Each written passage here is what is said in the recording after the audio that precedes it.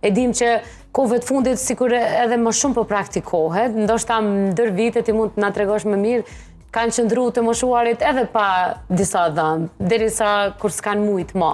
Po tash janë vedisu edhe kur janë të ri, i rinë gati shumë a shumë dhëmbëve. Sa rekomandohen implantet dentare? Implantet dentare do të thënë janë elemente të cilat përdoren për zëvendësimin e dhëmbit të humbur. Po.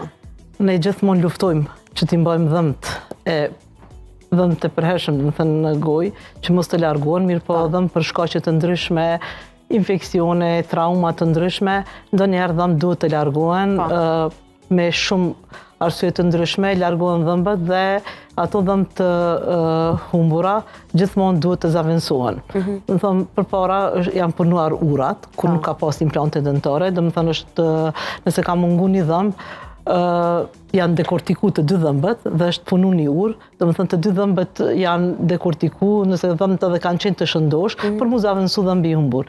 Tani dhëmbët e humbura zavendësohen me implante dentare.